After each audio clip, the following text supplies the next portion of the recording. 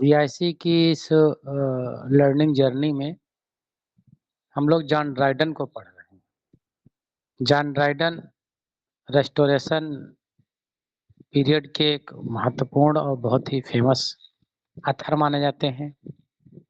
Restoration period कब से कब तक माना जाता है? 1660 टू 1700 तक।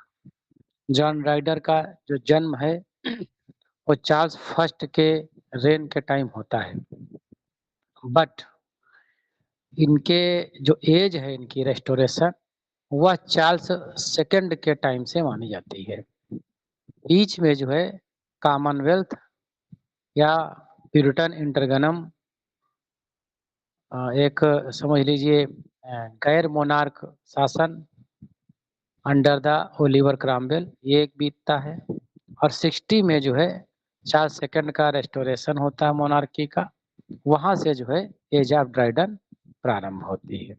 इसके कंटेम्प्रेरी राइटर, इसके मेजर इवेंट्स, कौन कौन से रेंस इसमें होती हैं, कौन कौन सी एरा जो है इनके लिटरेरी करियर में आते हैं या इनके during life period, English literature के कौन कौन से पीरियड गुजरते हैं। कैरोलिन एज 1625 टू 1649, इस बीच इसके 31 में इनका जन्म होता है, तो कैरोलिन एज में इनका जन्म होता है। प्यूरिटन इंटरगनम में भी इनका ठीक ठाक वर्क शुरुआती आते हैं, बट मैच्योर नहीं। और रेस्टोरेशन पीरियड से इनका जो है वर्क इनके बूम करना चालू करते, मतलब ज्यादा मात्रा में आना चालू करते हैं, और मैच्योरिटी के वर्क इसी में आते हैं। और विलियम और मैरी के रेन के आते आते जो है इनका सब मामला धीरे धीरे इनका सिमटने लगता है। तो इस तरह से ये सारी चीजें हम लोगों ने पिछले सेशन में कवर करी थी। आज हम बात करेंगे इनका लाइफ सर्वे जॉन ड्राइडन का। एक्चुअली हम लोगों ने जो इनकी बैकग्राउंड कल पढ़ा था, हिस्टोरिक बैकग्राउंड पढ़ा था, उस पे हम लोगों ने कल एमसीक्यूज भी किए थे। अबाउट 20-25 जो है एमसीक्यूज हम लोगों ने किए थे। जितना आज पढ़ेंगे उसका कल एमसीक्यूज करेंगे। हम लोग सिर्फ यहाँ पर इसलिए नहीं पढ़ने आए हैं कि जो है सिर्फ पढ़ रहे हैं। हम चाहते हैं कि आपके लर्निंग जो लेवल है उसमें चेंज आए। और एक बहुत पहले लाइन आप लोगों ने सुनी होगी, सिर्फ हंगामा खड़ा करना मेरा मकसद नहीं, मेरा मकसद है कि सूरत बदलनी चाहिए। आग मेरे सीने में न सही तेरे सीने में सही, हो कहीं पर भी आग लगनी चाहिए। हो सकता शब्दों का इधर से उधर हो, मेरे कहने में ओरिजिनल कुछ और लिखा हो, मैंने कुछ और बोला हो, बट उसका मजबून क्या है? मजबून एक ये है कि सिर्फ जो है हमें काम नहीं करना है, काम का होते हुए दिखना चाहिए। अभी कुछ मामलों में एक सीजीआई ने जो है कुछ टिप्पणियां करी है, उसमें बहुत महत्वपूर्ण, हालांकि वो बहुत पहले के किसी हिस्टोरिकल की जो है लाइन है कि न्याय सिर्फ जो है होना नहीं चाहिए, होते हुए दिखना चाहिए। तो पढ़ाई सिर्फ जो है हमारी होनी नहीं चाहिए, होते हुए दिखनी चाहिए। याद सिर्फ हम जो है करें ना, याद होता हुआ दिखना चाहिए। तो हमारा तरीका एक यही है कि हम पहले पढ़ें और फिर उसका जो है एमसीक्यूज पे टेस्ट करें। अब ऐसी चीजों को करने के लिए जो है हम तो बराबर तत्पर हैं, काम भी कर रहे हैं। और ऐसा भी नहीं है कि पहली बार आप हमसे जो है यहाँ पर पढ़ रहे हैं जीआईसी। आप लोगों में से कई महानुभाव ऐसे 2-3 कोचिंग तोड़े ताड़े बैठे हैं, उनका जो है नोट्स वोट्स जो है सब स्टूडेंट डाइजेस्ट किए बैठे हैं। लेकिन बावजूद इसके आपने चाहे इतनी सुपर कोचिंग से पढ़ाई करी हो, लेकिन जो चीज आपको यहाँ मिलने वाली है, मैं दावे के साथ करता हूँ कि वो चीज आपको न वहां मिलेगी, मिली होगी, और न किसी कोचिंग में जाएंगे तो मिलेगी। क्यों नहीं मिलेगी? ऐसा नहीं है कि हम दुनिया से कोई चीज नहीं लेकर के आए हैं। हम यहाँ पर जो है इसलिए बताते हैं दावा के साथ कि नहीं मिलेगी, क्योंकि जो लोग सिलेक्टेड हैं या जो लोग बड़ी बड़ी कोचिंग्स चलाते हैं, वो उनका उद्देश्य क्या होता है? वो जाहिर सी बात है, आप सब लोग जानते हैं, उनका उद्देश्य होता है मनी। उनका उद्देश्य क्या होता है? मनी। क्या वो समाज सेवा करते हैं आपके साथ में? आपका उत्तर आएगा नहीं। क्या वो जो है बिल्कुल बेनेवोलेंट हैं, या फिर जो है वो इतनी जेनरसिटी उनके अंदर आ गई है कि आपका भला चाहते हैं? बड़ी बड़े पोस्टर लगा करके बड़े बड़ा ऐड दे करके हर एक वीडियो पे यूट्यूब पे ऐड आता है, ऐसा दबाव आएगा नहीं। सबका टारगेट है मनी। और एक चीज आपको पता होना चाहिए, एक छोटी सी स्टोरी, एक जो है खरगोश और एक जो है कुत्ता। तो कुत्ता जो है भूखा था, तो उसको शिकार करना था। अब वो सामने खरगोश मिल गया, तो सोचा इसी का शिकार आज कर लेते हैं। अब खरगोश जो है भागा, कुत्ता पीछे पीछे, खरगोश आगे आगे। काफी देर हो गई, लेकिन कुत्ता जो है खरगोश को पकड़ नहीं पा रहा था। दौड़ते दौड़ते कुत्ते ने जो है खरगोश से कहा, भाई ये बता, तू मेरे से हाइट में छोटा, वेट में छोटा, पावर में छोटा, मैं इतना बड़ा, फिर भी मैं तुझे पकड़ क्यों नहीं पा रहा। खरगोश ने जवाब दिया दौड़ते दौड़ते, फर्क कोई ज्यादा है नहीं, तुम अपनी भूख के लिए दौड़ रहे हो और हम अपनी जिंदगी के लिए दौड़ रहे हैं। फर्क हमारे तुम्हारे में बस फर्क इतना है। जो बड़े बड़े प्लेटफार्म है पढ़ाते वो भी, वो जो है मनी के लिए काम कर रहे हैं, और हम यहाँ पर जो है लाइफ के लिए काम कर रहे हैं। जिस दिन वो भी जब पढ़ रहे होंगे, वो भी अपनी लाइफ के लिए काम करते होंगे। जब वो करते होंगे, उतना आज उनसे भी दिल से पूछो, उनसे नहीं हो पाता। क्योंकि जिंदगी भर व्यक्ति थोड़ी काम करने के लिए बना है। एक बार किया और करके जो है अपना जो है सेट हो गया, आप जिंदगी जिएगा, हमेशा थोड़ी काम करता रहेगा। अब जो है उन्होंने जितनी मेहनत करी है, उससे जो उनका नाम बना है, उस नाम के बदले में वो पे लेते हैं। और हमारे आपके साथी जो है जाकर के पे करते भी हैं। हम यहाँ पर जो है मनी के लिए नहीं, हम यहाँ पर लंच के लिए नहीं, हम यहाँ पर लाइफ के लिए काम करते हैं। लंच और लाइफ में जो है फर्क है। सुबह से लेके शाम तक के एक अड्डे पे मजदूर जाता है, तो शाम तक के वो कहीं ना कहीं अपने लेबर के लिए काम करके चला आता है। लेकिन वही व्यक्ति जो है जब एक जॉब करता है, तो एक महीने के बाद उसको लेबर चार्ज मिलता है। वही व्यक्ति अगर कोई थोड़ा लॉन्ग टर्म का काम करता है, बिजनेस वगैरह करता है, तो उसका मार्च अप्रैल में एनुअल जो है उसका जो है डाटा क्रिएट होता है कि कितना प्रॉफिट हुआ, कितना लॉस हुआ। हमारा ये है कि जब आयोग एग्जाम कंडक्ट करा देगा, हम जो है उसमें एग्जाम दे देंगे, तब हमारे कर्मों का हिसाब किताब होगा। तो यहाँ पर चीजें बहुत ही स्ट्रगल फुल तरीके से करी जा रही हैं। यकीन मानिए कि आप अगर जुड़े रहे हमारे साथ अगले 3-4 महीने तक के, तो जीआईसी की इतनी बढ़िया तैयारी हो जाएगी। अच्छा, बढ़िया तैयारी क्या आपको लगता है कि जो लोग बड़े कोचिंग वाले वही करते हैं? अरे आप खुद कर सकते हो ना। अब आप खुद ही मास्टर हो, हम नहीं आपको तैयारी कराएंगे, आप खुद तैयारी करोगे। हम तो एक माध्यम है। हम तो डेली 9 बजे आ जाएंगे, कहेंगे भैया आ जाओ, आ जाए, साथ में मिल के पढ़ेंगे। जो नहीं समझ में आएगा, तो यहाँ पर 4-6 लोग बैठे हैं, कोई ना कोई तो कुछ समझा ही देगा। तो इस लेवल पर आ करके हर व्यक्ति जब टीचर है, तो एक माध्यम चाहिए, एक प्लेटफॉर्म चाहिए। हर व्यक्ति अपने आप में सक्षम है। Not only I but also you, सब कोई जो है इसमें जो है सक्षम है। तो ये चीज हम इसलिए आपको बता रहे हैं कि अगर इतनी मेहनत करी जा रही है हमारे द्वारा, आपके द्वारा, तो उनका एक परिणाम भी आना चाहिए, आएगा। बढ़ते हैं, देखते हैं भाई जॉन ड्राइडन के लाइफ सर्वे में। तो इनका जो जन्म होता है 19 अगस्त 1631 को होता है, नॉर्थहैम्पशायर, इंग्लैंड। आवाज हमारी आ रही है? हम कनेक्ट हैं? बोल दो भाई। जी नॉर्थहैम्पशायर, इंग्लैंड। इनकी जो डेथ होती है मई 12, 1700 at the age of 68, London, England में होते हैं।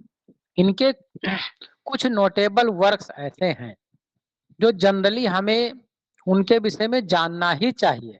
आप किसी भी एग्जाम में जाएंगे तो ये इसमें प्रेस्क्राइब्ड हो या ना हो, लेकिन इस वर्क से कुछ न कुछ आपको देखने को मिल जाएगा हिस्टोरिक पॉइंट ऑफ व्यू से। जैसा कि पहला वर्क इनका है Absalom and Achitophel, marriage a la mode, Mac Flecknoe, the Indian queen. नाम इंडियन क्वीन है, लेकिन ये आयरनिकल नाम है, ध्यान रखना। इंडिया से लेना देना इसका कोई नहीं है, आगे पढ़ेंगे हम। कॉन्क्वेस्ट ऑफ ग्रेनाडा, एक स्पेनियार्ड है। किंग अर्थर, सीक्रेट लव और maiden queen, Annus Mirabilis, the hind and panther, dramatic poesy. ये इनके वर्क हैं तो रट ही लेना चाहिए, चाहे आप टीजीटी में जाए, पीजीटी में, एलटी में, जीआईसी में, कहीं भी जाए, इन वर्क्स के जो है कब आया, किसका है, क्या जनरा है, और इसका जो है फेमस कमेंट या कोड या डेफिनेशन कोई दी है तो इन्हीं सब वर्क्स में है। ये तो रहा एक कॉमन इंफॉर्मेशन। अब हम बढ़ते हैं डिटेल स्टडी पर। डोमिनेंस इन restoration literature, English poet, critic, translator थे। क्या क्या ये पोइट थे, क्रिटिक थे, ट्रांसलेटर थे, प्लेराइट थे। Became the first poet laureate 1680 1668। Contributions popularize the heroic couplet. माना जाता है कि ये जो है जनरली जो इनफॉर्मल बात होती है, आपस में बातचीत, दोस्तों में बात करते थे तो वो भी कपलेट में बात करने लगते थे, मतलब मजाक भी करते थे तो कपलेट में ही मजाक कर लेते थे। ट्रांसलेटेड वर्क्स जो है वर्जिल्स और होमर्स के इनके वर्क का जो है ट्रांसलेट किया इन्होंने, वो फेमस है। अर्ली लाइफ की अगर हम बात करें, born to Erasmus Dryden and Mary Pickering, इनके मम्मी पापा हैं इरास्मस ड्राइडन और Mary Pickering. Eldest of 14 childrens, गजब की संख्या थी भाई, क्रिकेट से भी 2 लोग ज्यादा थे, क्रिकेट टीम से, है ना, क्रिकेट टीम से भी ज्यादा। Education, early education in Mars, एक प्लेस है वहां पर इनकी अर्ली एजुकेशन हुई। Attended Westminster school in 1644। Publish first poem and elegy upon the death of the Lord Hastings, एक इनका publish work, first publish work इनका माना जाता है। ट्रिनिटी कॉलेज कैम्ब्रिज 1650 में इन्होंने पढ़ा है। अच्छा, ट्रिनिटी कॉलेज में और कौन पढ़ा है जो विलियम वर्ड्सवर्थ। इसके पहले और कोई?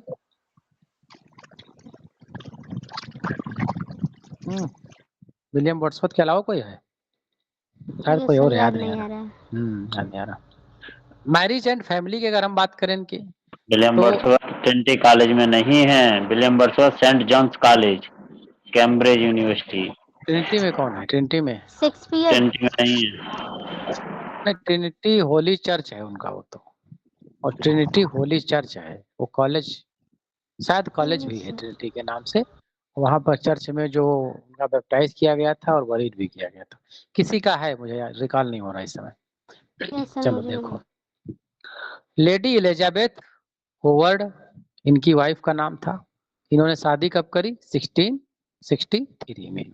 हैड 3 सन्स, 3 सन थे। कौन कौन? Charles, Johns, Erasmus, Henry.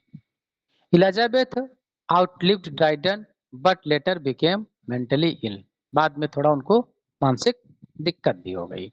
देखो, हम उतने ही पॉइंट कवर कर रहे हैं। पीजीटी और पीजीटी में फर्क ये है कि पीजीटी और जीआईसी में बायोग्राफी से बहुत ज्यादा घुस के क्वेश्चन नहीं बनते हैं, जो भी बनते हैं इनके जो है वर्क से बनते हैं क्वेश्चन।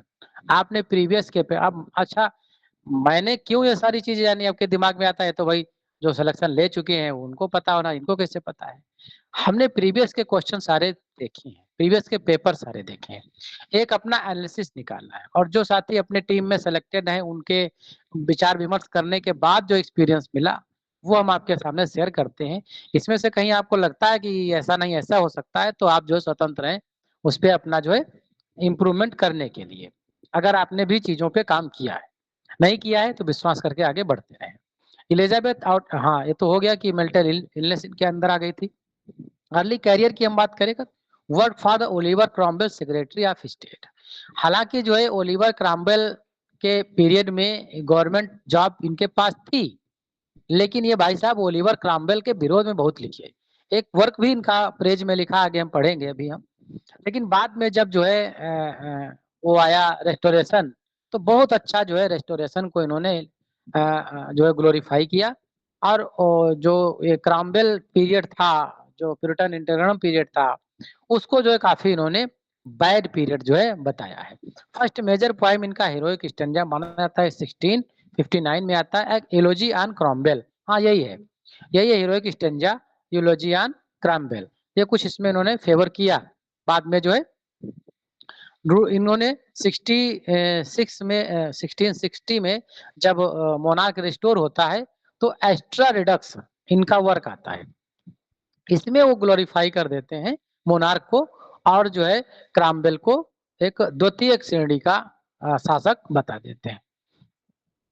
चार्ल्स सेकंड को यहाँ पर जो है ग्लोरीफाई किया गया है। Transitions to professional writings after restorations wrote Astra Redux, Panegyrics for Charles second, ये भी जो है उनकी क्या बोल सकते हैं इसको, चरण वंदना कह सकते हैं। वैसे तो ये कुछ और होता है इसका हिंदी, लेकिन कह सकते हैं किसी के बारे में कुछ ज्यादा मतलब से प्रशंसा गीत, प्रशंसा गीत हो, प्रशंसा गीत, प्रशंसा गीत, प्रशंसा गीत है चार्ल्स सेकंड के लिए। एंड बिकेम पोएट लॉरिएट 1660, परिणाम ये निकला कि 1668 में पोएट लॉरिएट बना दिया गया। लेकिन आगे मामला ज्यादा चल नहीं पाया क्योंकि विलियम और मेरी का शासन आया, तो इनको आगे फिर से वापस होना पड़ा। A third successfully play like the Marriage à la Mode 1673 and All for Love। All for Love जो है, ये अगर आपने विलियम शेक्सपियर का एंटनी एंड क्लियोपेट्रा पढ़ा है और जूलियस सीजर पढ़ा है, उसका एक जो है कम्बो आपको मिलने वाला है All for Love में, तो बहुत मजा आने वाला है इस प्ले में। मेजर वर्क जो है एनएस मिराबल्स 1667 में आता है। Describe in English victorious and the great fire of London. आपसे पूछा सकता है कि in which work great fire London was described by Dryden, तो Annus Mirabilis. Mac Flecknoe 1682, mac heroic satire targeting the playwright Thomas Shadwell. ये Thomas सैडवेल पे satire कौन सा वर्क है इनका, कौन सा है, मैक फ्लेकनो है। एब्सलम एंड एक्टोफिल्स एक एलोगोरिकल पॉलिटिकल सटायर है, बहुत मजेदार वर्क है, काफी जो है इसमें एलोगोरिकल चीजें दी गई है। Hind and panther celebrated the Dryden's conversations to Rome Catholic. ये क्वेश्चन बना है कि हिंद एंड पैंथर में किस तरह की अवधारणा को या किस तरह की फेथ को जो है डिस्क्राइब किया गया है, तो यहाँ पर कैथोलिक फेथ को डिस्क्राइब किया गया है। अगर लेटर लाइफ इनकी बात करा जाए और कुछ जो वर्क इन्होंने ट्रांसलेट करे हैं, उनमें जो है आफ्टर ग्लोरियस रेवोल्यूशन जो 1688 में होती है, Dryden lost his poet laureate position and turn to translate, और ट्रांसलेशन की तरफ वो मूव कर गए, जिसमें जो मेजर ट्रांसलेशंस हैं, द वर्क ऑफ वर्जिल 1697 में आता है।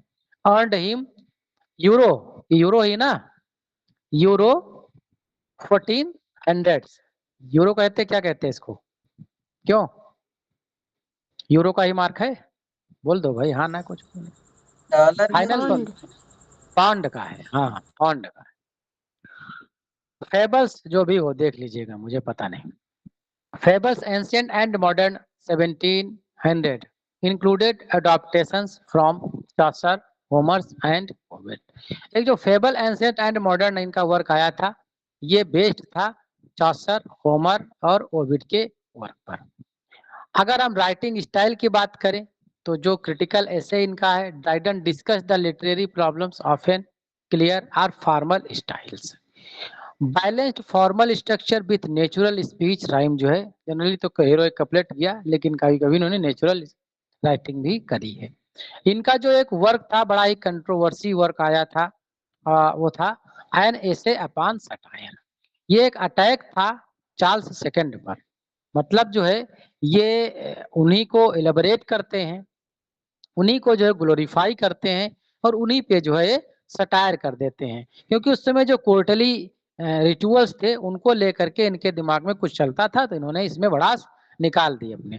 और सिर्फ जो चार्ल्स सेकंड पे नहीं, उस समय के कुछ अर्ल और उस समय के ड्यूक्स भी इस पे शामिल थे। तो इस तरह का जो है इनका कुछ बायोग्राफी बायोक जो इनका जर्नी रही है।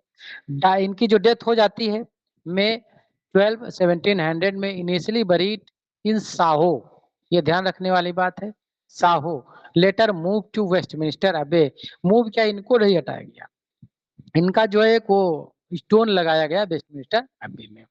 Admired by the writers like Alexander Pope, Eliot, Lord Byron, ये सब जो है काफी प्रशंसक इनके जो है रहे हैं।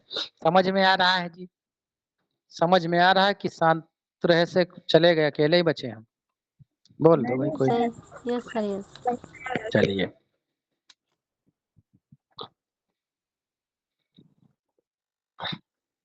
तो बायोग्राफी जो है आज रखा जाए। बायोग्राफी के बाद जो है हमारे अगला जो स्टेप आता है इनके मेजर वर्क्स। ये मेजर वर्क्स जो है बहुत इंपॉर्टेंट है, क्योंकि एक क्वेश्चन जो है किसी भी एग्जाम में आपका सिर्फ मेजर वर्क की लिस्ट से ही बन सकता है। तो आज हम लोगों ने बायोग्राफी पढ़ी है, कल से जो है इनके मेजर वर्क पढ़ेंगे और उनकी एक शार्ट कैरेक्टरिस्टिक, बड़ा ही शार्ट में कि आखिर इस वर्क में है क्या, इसका मतलब क्या है, उस चीज को डील करेंगे। फिर हम इनके डिटेल वर्क जो है पढ़ना चालू करेंगे, जैसे एब्स्ट्रैक्ट नेगेटिव फील्ड्स है और ड्रामेटिक पोएजी है। तो इस तरह के जो भी वर्क्स इनके अभी हम लोगों ने बात करे, जैसे इंडियन एम्परर है तो इसका क्या मतलब है, ये बहुत इंपॉर्टेंट एक फैक्ट यहाँ पर देख लीजिए। The Tempest on the enchanted island comedy है इनकी, और जो टेम्पेस्ट शेक्सपियर के रिलेटेड सोर्स है, और ये वर्क जो है टीजीटी में भी पूछा जा सकता है। तो इस तरह के और इम्पोर्टेंट जो वर्क है उन पे हम लोग कल डिस्कस करेंगे डिटेल में। तो आज का सेशन हम यहीं तक रखते हैं। आप लोगों से थोड़ा डिस्कस और करना है, 2 मिनट और रुक जाइएगा, धैर्य बना के इतने देर रुके रहे हैं। आप ये बताइए 3 दिन सेशन हमारा चलता हो गया है, इसको कैसे चलाना है, जीआईसी को कैसे आगे हम लोगों को डील करना है।